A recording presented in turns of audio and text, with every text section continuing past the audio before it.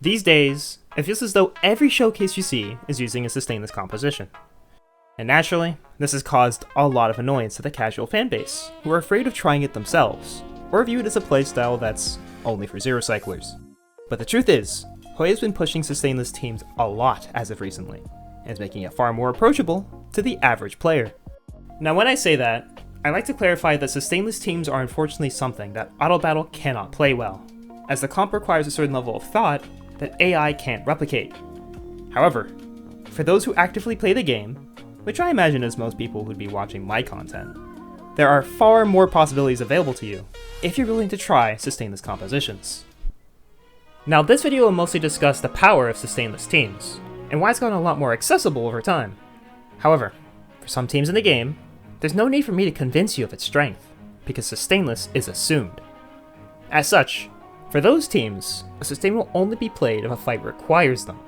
Otherwise, their existence is a little redundant. Before I get into the details though, I want to get the obvious out of the way. If your investment in these teams is high enough that slotting a sustain will still give you your desired clear speeds, then what I say here is not meant for you.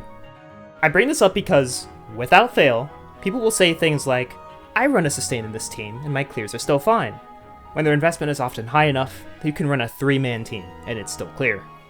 But fundamentally, not only does running a sustain in these teams make little sense mechanically, but the buffs they provide are often worse than every alternative. As such, when they're discussed in terms of meta, a sustain is rarely assumed. So if you're running sustain in these teams, and not satisfied with your performance, the problem is almost certainly the fact that a sustain is being played. With all that out of the way, I'm sure many people could guess the teams I'm talking about. But for those who can't, the two teams are Break and Finon. Let's get the easier one out of the way first. Break. Now as the name implies, the entire focus of Break teams is to break the enemy, and once the enemy is broken, they cannot move. As such, many of its supports provide weakness break efficiency buffs to the team, and many of its DPS have inherently high toughness damage in their abilities. Because of this, the time between the enemy spawning and the enemy being broken is very small, with that time becoming even smaller through specific vertical investment points and forward slot options. On top of all of this, there are two characters often played in Break teams that make it even easier to play Sustainless: Firefly and Ruan Mei. Now in the case of Firefly, she not only heals herself through her enhanced attacks, but she also has the stacking damage reduction in her talent, and a higher taunt value by nature of being a destruction character. Then for Ruan Mei, her entire gimmick is delaying the enemy even further once they've been weakness broken, which pairs extremely well with her weakness break efficiency buff. And although Ruan Mei isn't always slotted into Firefly teams, the fact that she's a strong alternative option in her teams, situationally even best in slot, gives you little reason to play Firefly with a sustain. But you may then ask, why did they release a limited sustain that was dedicated to Break? And honestly, your guess is as good as mine, since there is zero reason why Break of all archetypes received a dedicated sustain, especially before something like Dot. Now it's possible Lingsha may receive a Nova Flare in the future that gives her a reason to be played in these teams, especially considering how weak she is in the current meta, but they need to increase her buffing capabilities to at least match Harmony Trailblazer, which seems very optimistic. But focusing back on the present, Lingsha has essentially seen zero play in the place of a sustain for Break teams, and is instead seen play as a DPS. Now I'm very aware some casual players got baited into pulling her for Firefly, and may even still play them together to this day. However, I'd like to reiterate that I'm saying this from a meta perspective, as Lingsha or Gallagher is just worse than every other option in Firefly teams. And no, Dahlia's trace that provides more break effect from running a sustain doesn't even come close to bridging the gap. Moreover, for the people who own E2 Firefly, it's important to note that Lingsha has a lot of anti-synergy, making the pair even worse than usual. This is because Fu Yuan, and especially the emergency Fu Yuan, has a decent chance of stealing Firefly's E2 procs if timed incorrectly.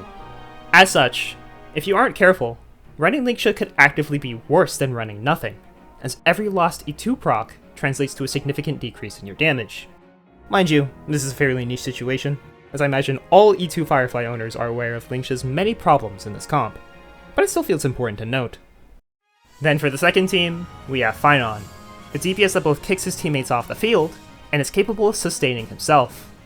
Now similarly to Firefly, you could argue that Finon got a dedicated sustain for his teams through Dipped, and he also has a trace that gives him damage percent for running a sustain.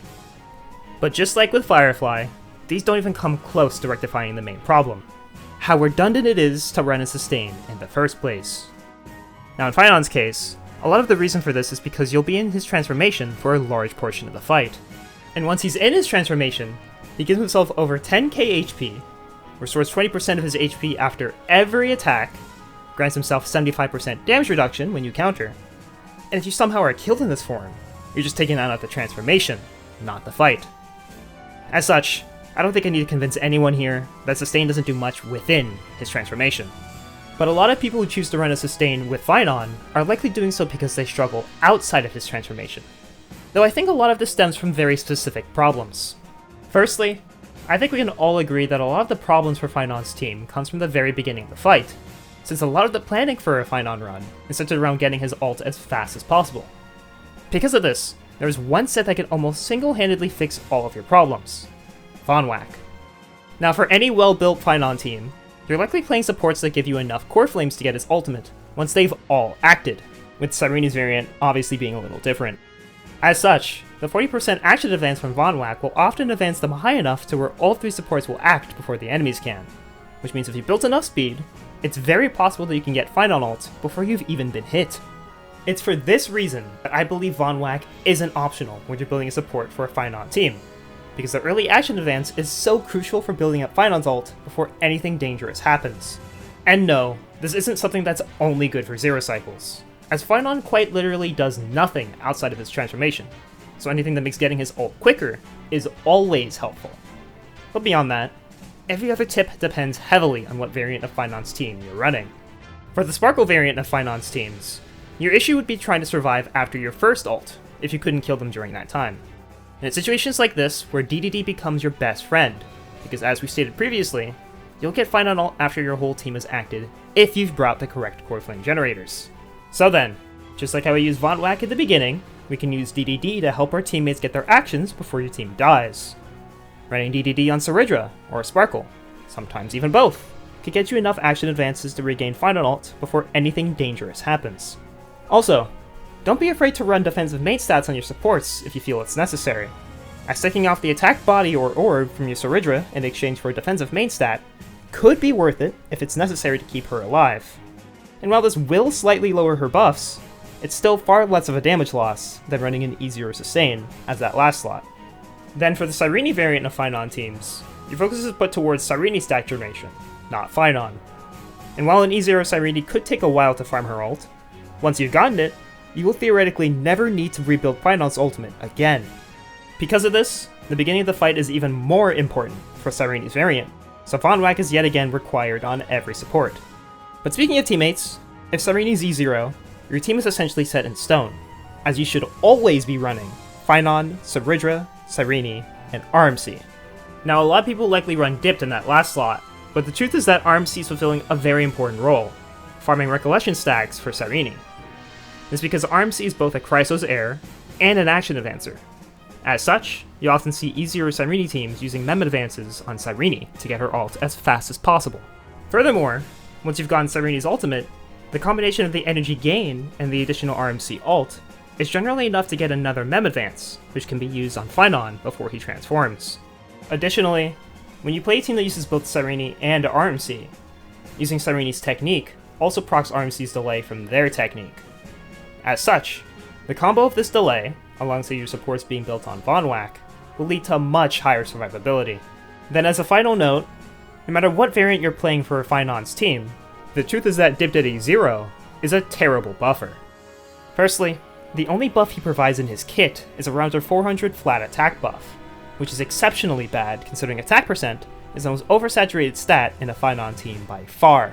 And the additional 45 damage percent from Finon's second trace is very small, considering damage percent is also one of the most oversaturated stats in a Finon team. But worse than all of this is the fact that Tingyun, a 1.04 star, provides a bigger attack and damage percent buff than Dipped is providing.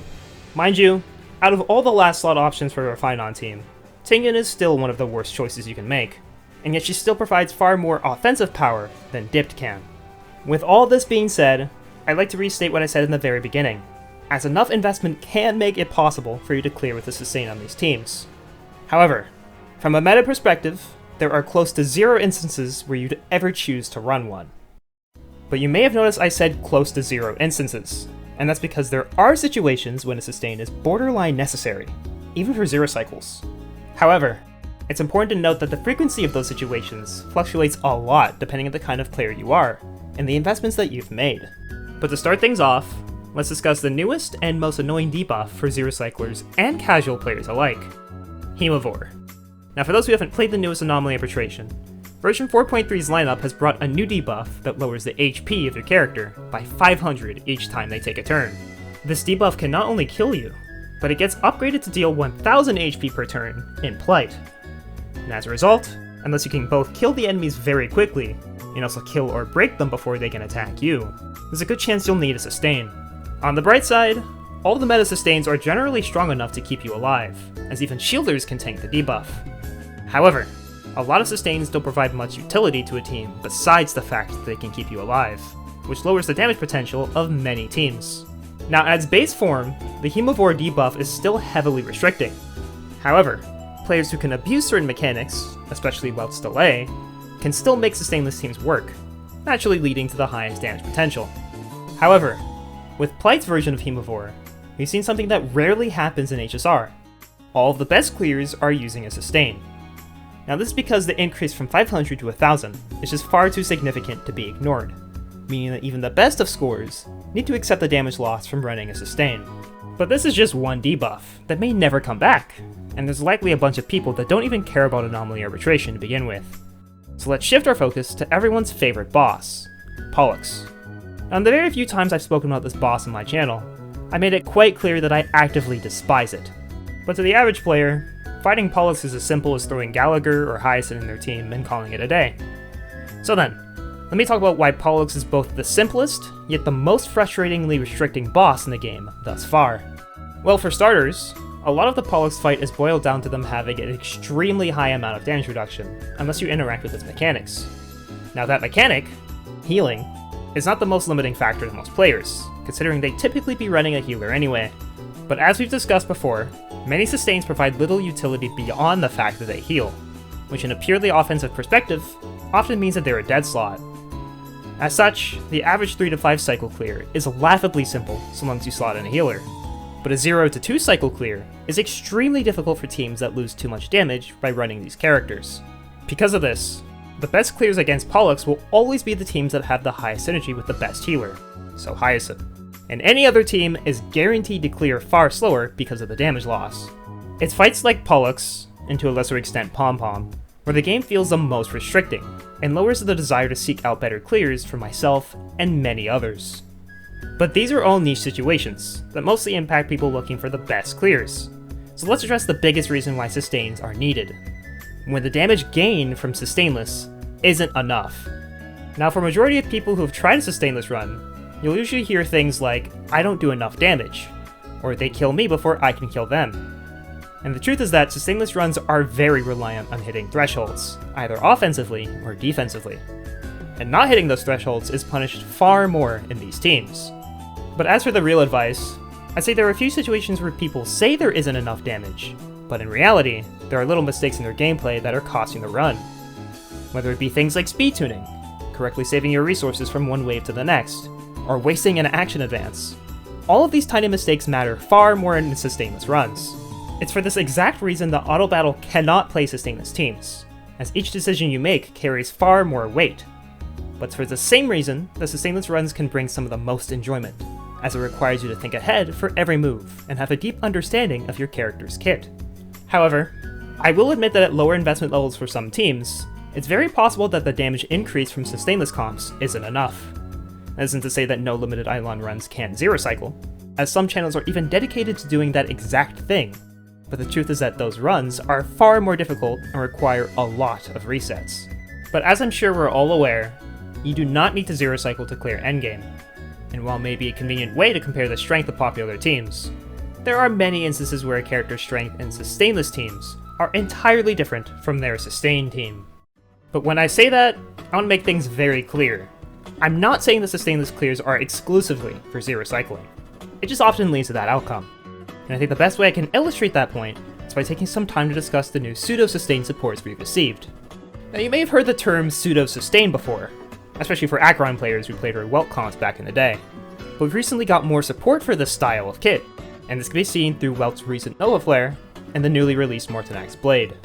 Now for Welt, as we said earlier, his only notable use in the meta was as a last slot option in Sustainless Acheron teams. And even then, he was far from a great damage amper, but his ability to fulfill her Nihility teammate requirements, on top of the delay from his ultimate, made him a very strong and comfortable option in Sustainless teams. But after the Nova Flare, his damage amp has been elevated to some of the highest levels in the game, if you have his E4.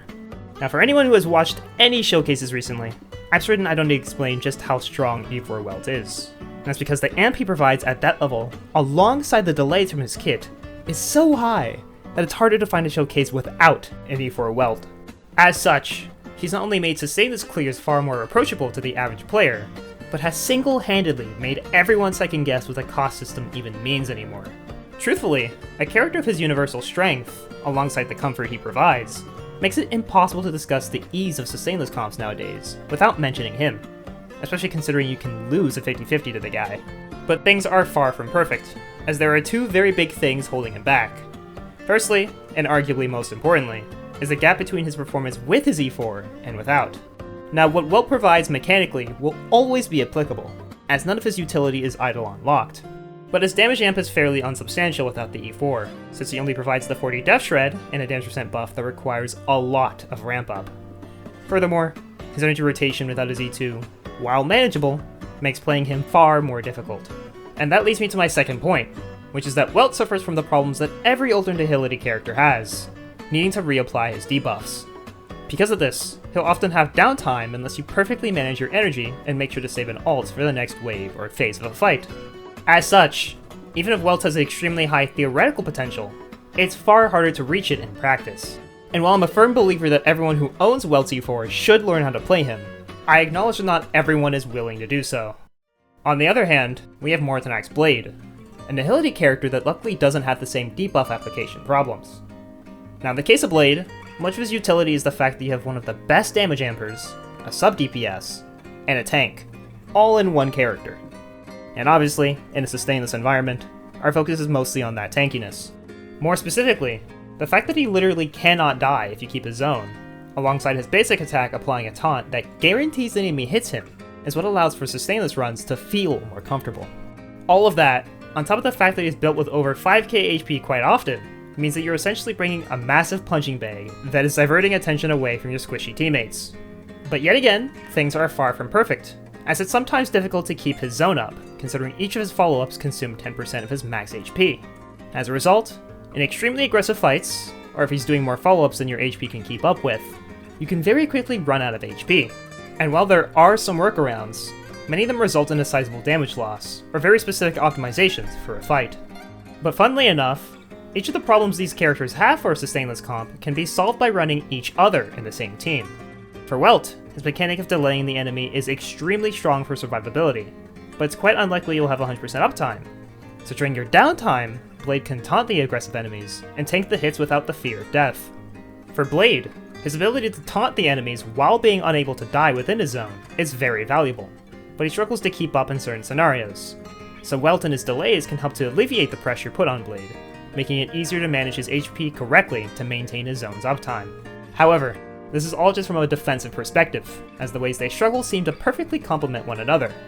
But from an offensive perspective, the delays from Welt will drastically lower Blade's damage and attack frequency, which could be more of a loss than it's worth. Either way, for people looking to trying Sustainless teams, starting with this duo could be a great first step into the playstyle. Now it's obviously not universally applicable, but there are a few comps that can run them already, and the combination of their extremely high damage amp, alongside their comfort, is very appealing. And while I'd rather not make any conclusive statements, I'll say that you should get ready to see this duo a lot in the very near future, as any DPS that actively has synergy with this duo will receive many Sustainless showcases. So now that we've discussed all the nuances behind it, it's time to determine whether Sustainless is worth it. And if the way I've worded things hasn't made it obvious, then I'll be direct and say that I'm a firm believer that it's worth a try. But just know that when I say this, it comes from someone who understands why people play sustained teams. Back in the day, I would basically throw Gallagher in almost any team, just because I enjoyed playing him, and abusing quid pro quo. But slowly, the enjoyment that came from optimizing him naturally led me to try out zero cycling. And then my enjoyment of Break, more specifically Boot Hill, led me to start trying Sustainless Teams. And since then, I've never looked back. Truthfully, I find a lot of enjoyment in the high-risk, high-reward playstyle that it brings, and there are so many new characters that have made the playstyle far more approachable. But enjoyment will always be subjective, and what I think is fun could be insufferable to another player. So determining whether it's worth it is something that I can't possibly answer for you, no matter how I personally feel on the matter. So instead, I'd rather ask, will you try Sustainless? Honestly, if this video could convince even one person to try Sustainless comps, then I call this a success, since I honestly think more people would enjoy it if they gave it a real shot. For those who have tried it and still decided it's not for you, I entirely respect that decision. Trust me, as someone who plays Sustainless all the time, I understand how frustrating it can be at times. But I often feel like the downsides of Sustainless are all that's talked about, yet I've heard nobody discuss how rewarding it can be, or the situations where there's little point in running a sustain. Even then, I'm very aware that's not a playstyle for everyone, especially for people who only play on auto battle. Instead, all I wish to do is inspire people to give it some thought. Anyways though, bye bye!